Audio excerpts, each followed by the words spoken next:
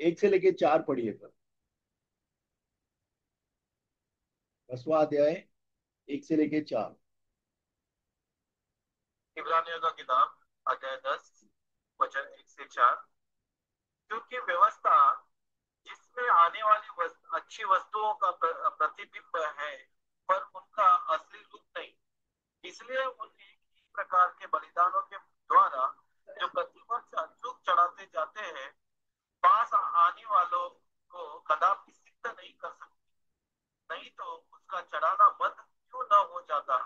इसलिए जब सेवा करने वाले एक ही बार शुद्ध हो जाते हैं, तो फिर उसका विवेक उन्हें पापी न ठहराता, परंतु उनके द्वारा प्रति वर्ष पापों का स्मरण हुआ करता है। क्योंकि यह अनहोना है कि बैलों का और बकरों का लहू पापों को दूर करे। हाँ। आमीन। अभी देखो ये बात समझने का है कि जो कानून है, परमेश्वर ने हम लोग को कानून दिया। जो पहले पांच किताबें है, पेंटाट्यूक या क्या बोलते हैं उसको, तोरा, तोहरा, तोरा, पहली पांच पांच किताबें जो भी मुस्लिम भी मानते हैं, वो जो है वह अच्छी चीजों की सिर्फ आहट थी, आहट। अच्छी चीज जो होने वाली है। देखो, लॉ हम लोग को बता रहा था, तोरा हम लोग को बता रहा था कि बहुत ही अच्छी चीजें हमारे बीच में होंगी। उसका शेडो था, ठीक है, उसकी आर्ट थी। कैसे? आज पूरी दुनिया में आप देखेंगे कानून नहीं है। कानून जो है मानने वाले नहीं, कानून को पूरा करने वाले नहीं है। जजेस कानून पे नहीं चलते हैं। पूरी जगह, सब जगह जो है बेकानून और कानून के विरोधी बातें चल रही। तो जब परमेश्वर का कानून पूरा होता है, बहुत सी चीजें ठीक होती है, अच्छी होती है। अच्छी लगती, क्यों अच्छी लगती है? एक बात बताइए, अगर आपके पड़ोसी कुछ भी आप खोल के रखे दरवाजे या कुछ चोरियां नहीं होती, आपके पड़ोसी कभी आपकी पत्नी, आपके बच्चों को, आपके प्रॉपर्टी को, किसी भी चीज को बुरी नजर से नहीं देखते। ये ब्यूटीफुल है कि नहीं? तो ये कानून इसके लिए दिया था बेसिकली, बराबर। और आने वाली जो चीजें हैं वो और ज्यादा अच्छी होंगी। They are good things. अभी जैसा पहला आपने देखा था कि we have seen, we have tested, हम लोग ने टेस्ट किया है आने वाले ताकतों को। We have tested the powers to come, बराबर। वैसा ही जो है लॉ हम लोग को दिया गया कि अच्छी चीजों की वो आहट थी, ठीक है। It was shadow of good things. But जैसा कोई भी इमेज जो है वो रियल चीज को क्लियर नहीं कर सकता है, बता नहीं सकता, ठीक है। देखो कानून में क्या दिया गया था, अगर आप पढ़ेंगे उत्पत्ति से लेके ड्यूटरोनॉमी तक, व्यवस्था विवरण, उत्पत्ति से लेके व्यवस्था विवरण तक अगर आप पढ़ेंगे, तो उसमें कानून में एक एक के पाप के लिए एक एक ऑफरिंग दिया गया। सिन ऑफरिंग है, पाप का ऑफरिंग है, पीस ऑफरिंग है, शांति का ऑफरिंग है, ठीक है, फिर फेलोशिप ऑफरिंग है। यहाँ देखो कितना बार एक एक, अगर किसी ने चोरी किया, तो चोरी किया तो क्या, जो भी चोरी किया, अगर उसके हाथ में मिल गई वो चीज, उसने बेचा नहीं है, तो उसको डबल देना पड़ेगा। और अगर उसने बेच दिया है तो 5 टाइम्स देना पड़ेगा। ऐसा कानून में लिखा है। वैसे ही दूसरे एक एक चीज के लिए लिखा है, अगर व्यभिचार करेगा तो ये सजा है, मतलब ये सेक्रीफाइस देना पड़ेगा। ऐसा अलग अलग सेक्रीफाइसेस देना पड़ेगा। लेकिन वो जो है, हर साल लोग करते थे पाप और हर साल बलियां देते थे। वो बलि जो है हमारे दिमाग से पाप को मिटा नहीं सकती है, लेकिन यीशु के लहू से हमारी मेमोरीज भी क्लियर होती है। ये बात हमेशा याद रखिए। देखिए पुराने नियम में क्या रहता था, लोग पाप करते थे, लोग एनिमल सेक्रीफाइस देते थे, जानवर की बलि देते थे, अपने लिए खून चढ़ाते थे, बराबर, परमेश्वर को खून देते थे।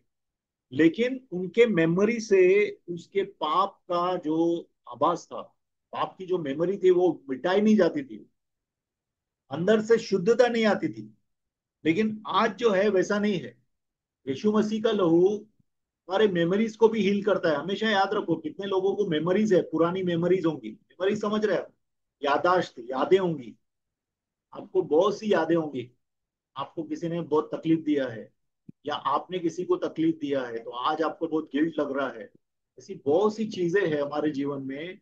वो सब यीशु हर एक हर्ट को, हर एक पेन को, हर एक टॉर्मेंट, हर एक टॉर्चर को, हर एक टॉर्मा, आपके अंदर जो भी सताव चल रहा है शैतान की तरफ से, आपके पाप के मन के कारण जो जो आपके अंदर जख्म हुए हैं, यीशु मसीह का लहू उस सबको हील करता है।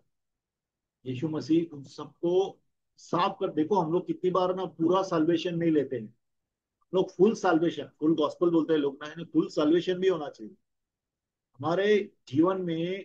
जितने भी हर्ट्स, पेन्स हैं, जितने भी दुख है, जितने भी, देखो हम जब पाप करते हैं तो हमारी आत्मा जख्मी होती है। आत्मा के जख्म लोगों को समझ में नहीं आते।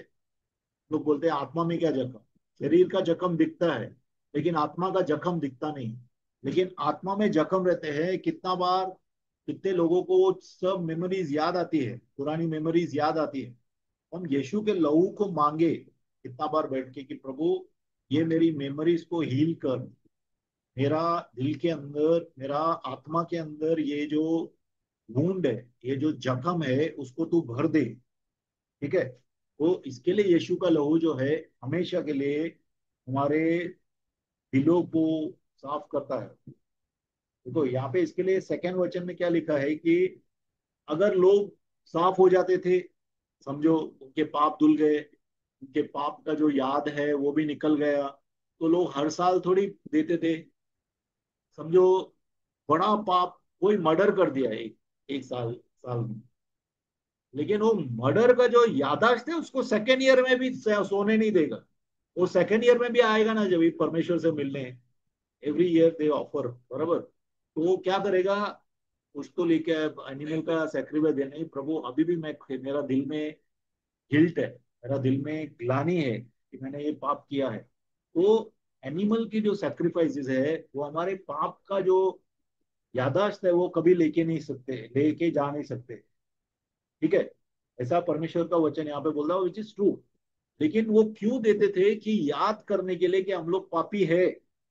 वो जानवर की बलि इसके लिए देते थे कि हम लोग को याद रहे कि हम लोग पापी है। हम लोग पाप के बिना रह नहीं सकते। पापी का मतलब पाप करने वाला, जो पाप ही करता है उसको पापी बोलते हैं। We have to know this. ठीक है। ऐसा नहीं ओकेशनली कभी कभी पाप किया, ऐसा नहीं। हम लोग, पाप का नेचर है हमारे अंदर। वो पाप का नेचर जो है परमेश्वर के खिलाफ है। वो यीशु का लहू हमारे पाप के नेचर को भी बदली करता है। ठीक है। तो ये जो बुल्स और गोड्स जो पुराने जानवरों को मारते थे और उसका लहू चढ़ाते थे, तो परमेश्वर को डालते थे, वो हम लोग को साफ नहीं कर सकता है अपने पापों से। ठीक है, सिर्फ यीशु का लहू। ओके, अभी देखेंगे 5 से लेके 10 तक पढ़िए बस।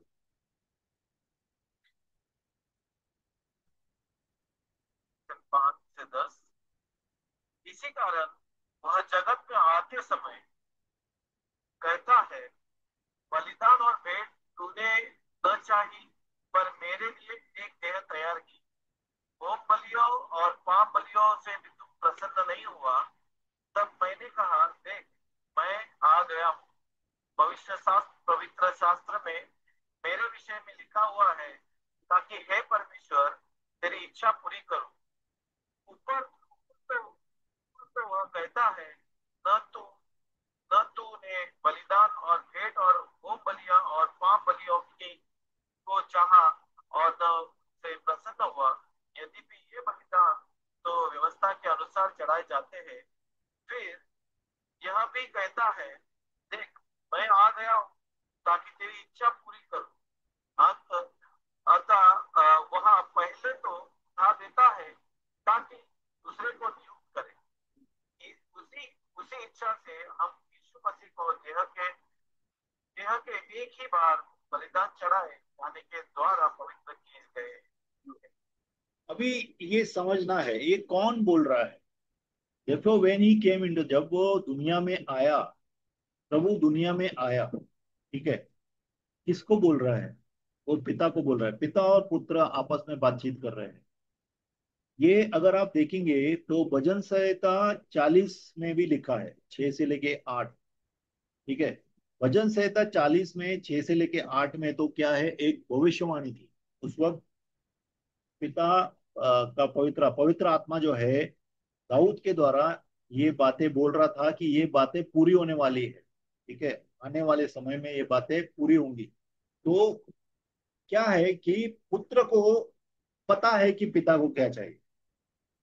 ठीक है। Sacrifice and offering you did not desire but a body you are prepared for me. मतलब तुझे ऑफरिंग मतलब दान और बलिदान, ठीक है, ये नहीं चाहिए।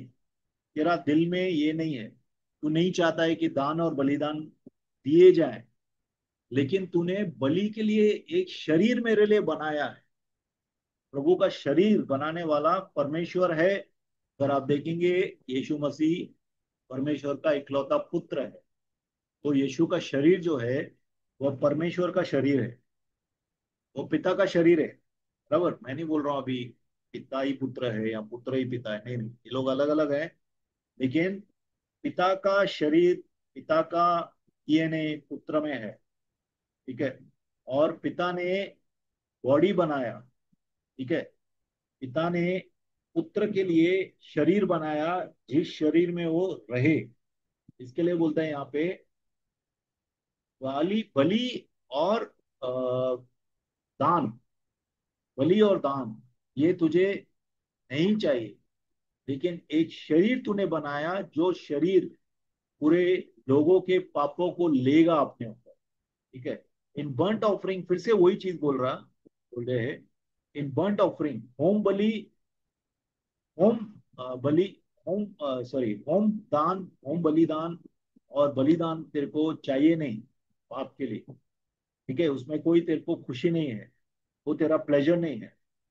जब मैंने तुझे कहा था, देखो पुत्र खुद वॉलंटियर करता है यहाँ पे। पिता और पुत्र का ब्यूटीफुल कम्युनिकेशन लिखा हुआ है। तो पुत्र बोलता है, यीशु मसीह बोलता है, देन आई सेड, मैंने बोला, बिहोल्ड प्रभु देख, मैं आया हूं। और जो किताब में लिखा है, ठीक है, वो मेरे बारे में लिखा है और मैं तेरी इच्छा पूरी करने आया हूं। अगर ये भी आप देखेंगे तो पुराने नियम में ये भी लिखा है। अगर आप देखेंगे पूरा का पूरा बुक्स जो है, पुराना नियम और नया नियम, पुराना नियम में जितने भी ज्यादा से ज्यादा प्रोफेसी जो है यीशु मसीह के हर एक चीज के बारे में लिखी गई है। वो कैसा जन्म लेगा, वो कैसा तकलीफ से जाएगा, वो कैसा क्रूस पे चढ़ेगा, वो कैसा मरे हुओं से जी उठेगा, हर एक चीज लिखी है। Bible is the book to fulfil the prophecy of Jesus. ये जो पवित्र शास्त्र है वह भविष्यवाणी का किताब है। यीशु मसीह के आने, के रहने, के मरने, के जी उठने, पूरा का पूरा यीशु मसीह के ऊपर लिखा है। इसके लिए अगर आप देखेंगे, बोलता है कि यीशु मसीह का आत्मा एक भविष्यवाणी का आत्मा है। यीशु मसीह अपने किए हुए सब भविष्यवाणियां पूरी करने के लिए इस दुनिया में आए थे। ठीक है। 8वें में लिखा है, प्रीवियसली सेइंग, ओके, ये सेम फिर से लिखा है, देखो, कानून के अनुसार हर साल वो लोग, हर साल और इवन हर दिन बलि देते रहते थे। बलिदान और बलि देते रहते थे, बलि और दान देते रहते थे। ठीक है। लेकिन परमेश्वर को ये सब चीजें कुछ भी चाहिए ही नहीं था। He didn't have pleasure. ठीक है। अगेन ही इज रिपीटिंग परमेश्वर का वचन, और यीशु मसीह फिर बोलते हैं कि मैं आया हूं तेरी इच्छा पूरी करने के लिए। अभी कानून जो है, देखो, पुराना नियम और नया नियम में क्या फर्क है। पुराना नियम जो है कानून है, पूरा का पूरा कानून है। ठीक है। अगर पुराने नियम में आप देखेंगे तो क्या लिखा है, हिस्ट्री के बुक्स है, क्रॉनिकल्स, बराबर, इतिहास हिस्ट्री के बुक्स है, एक दो, फिर बाकी सब प्रॉफिट्स है, भविष्यवक्ता है, सबके सब छोटे और बड़े, मतलब छोटी प्रोफेसी और बड़ी प्रोफेसी, जैसा यशाया है, जरमाया है, नेहमाया है, एजिकियल है, ये भविष्यवाणी के किताब है। और फिर है कानून की किताब, पेंटाट्यूक, पहले 5 किताब। तो पूरा का पूरा जो है कानून के ऊपर ही भविष्यवाणियां भी थी, कानून के ऊपर ही इतिहास भी लिखा गया। ये राजा ने पूरा किया नहीं किया उसके ऊपर ही लिखा था, बराबर। तो पुराना नियम जो है कानून है। नया नियम क्या है? नया नियम जो है वो यीशु मसीह का रक्त बहाया गया पुराने कानून को पूरा करने के लिए। तो यीशु मसीह में एक नया व्यवस्था आया। यीशु मसीह में नया व्यवस्था क्या आया? ग्रेस का व्यवस्था, अनुग्रह का व्यवस्था आया। अनुग्रह का व्यवस्था क्या बोलता है कि ये पूरे कानून को मैंने पूरा किया। ठीक है, यीशु ने पूरे कानून को पूरा किया, मारा गया, हमारे पापों की क्षमा लाई, इसके लिए हमारे ऊपर अनुग्रह है। ठीक है, इसके लिए तीतुस में लिखा है कि परमेश्वर का अनुग्रह जाहिर हुआ है, जो हमें सिखाता है कि हम पाप नहीं करें। ठीक है, तो परमेश्वर ने हमें पुराने नियम से बाहर निकाल के नए नियम में लेके आया। नया नियम क्या है? नया नियम यीशु का लहू है। नया नियम यीशु के लहू के द्वारा अनुग्रह है। तो यीशु मसीह ने कानून को पूरा करके उसको अलग कर दिया, पुराने नियम को हटा के नई वाचा बनाई, नवा करार हम लोग के साथ अपने लहू में किया है। ठीक है, इसके लिए जो जो यीशु मसीह में है, जो जो यीशु मसीह में है, उसको यीशु मसीह का लहू पूरी तरह से हमेशा के लिए शुद्ध करेगा। एक बार आप पढ़िए भाई, 10 10 का 10। 10 का 10। इस इच्छा से हम यीशु मसीह की देह के एक ही बार बलिदान चढ़ाए जाने के द्वारा पवित्र किए गए हैं। हाँ, पवित्र हमें किए गए। आज पूरी दुनिया पवित्र बनना चाहती है। आपको मालूम है हम लोग को शांति क्यों मिलती है? हमारे अंदर शांति रहती है, बराबर, हमारे अंदर खुशी रहती है, हमारे अंदर परमेश्वर का संयम रहता है, पवित्र आत्मा रहता है। क्यों पवित्र आत्मा रहता है? क्योंकि पवित्र आत्मा परमेश्वर के नेचर में रहता है। जैसा परमेश्वर का आत्मा परमेश्वर के अंदर है। ठीक है, तो पवित्र आत्मा जो है परमेश्वर के अंदर क्यों रहता है? क्योंकि परमेश्वर का नेचर जो है वह पाप रहित है। तो जब हम लोग पाप रहित हो जाते हैं, हमारे पाप क्षमा होते हैं, तो पवित्र आत्मा हमारे अंदर रहता है आके हमेशा के लिए। और पवित्र आत्मा से हमें शांति, आनंद, खुशी वगैरह सब जो भी है सब महसूस होता है, और हम परमेश्वर का जीवन जीते हैं। ठीक है, तो वो जीवन जो है वो सैंक्टिफाइड जीवन, मतलब वो पवित्र जीवन है, वो परमेश्वर का जीवन है। परमेश्वर ने हम लोग सब लोग को बुलाया है कि हम उसके नेचर को धारण करें और उसका जीवन जिए। अगर हम लोग उसका जीवन नहीं जी रहे हैं तो कितना भी प्रॉस्पेरिटी वगैरह सोच रहे हैं हम लोग, वो सब व्यर्थ है। ठीक है, इतना बार बहुत से लोगों का बहुत अलग ही एम्स है कि प्रभु हम लोग को प्रॉस्परस करेगा, प्रभु हमारा हक सब कुछ ठीक कर देगा। ऐसा है नहीं। क्रोध में, दुख में, तकलीफ में, हर एक चीज में परमेश्वर का नेचर जो है वह हमको गार्ड करेगा, हर एक बात से हम लोग को बचाएगा, और हम लोग को हमेशा परमेश्वर में स्थिर रखेगा। परमेश्वर का नेचर हम लोग को परमेश्वर में स्थिर रखता है। और परमेश्वर का नेचर हम लोग को मिलता है हमारे पाप क्षमा होने के लिए करने से। और हमारे पाप क्षमा कब हुए? जब यीशु ने लहू बहाया। वो दिस इज द क्रक्स, ये क्रक्स है, ये मतलब मूल है। आज हिब्रूस में बार बार जो है पुलिस अलग अलग चीजें बता रहा है, तो यही बता रहा है। हालेलुया। ठीक है, तो अपन यहाँ पे एंड करते हैं, क्योंकि अपन और भी कर सकते हैं, but I don't want to start.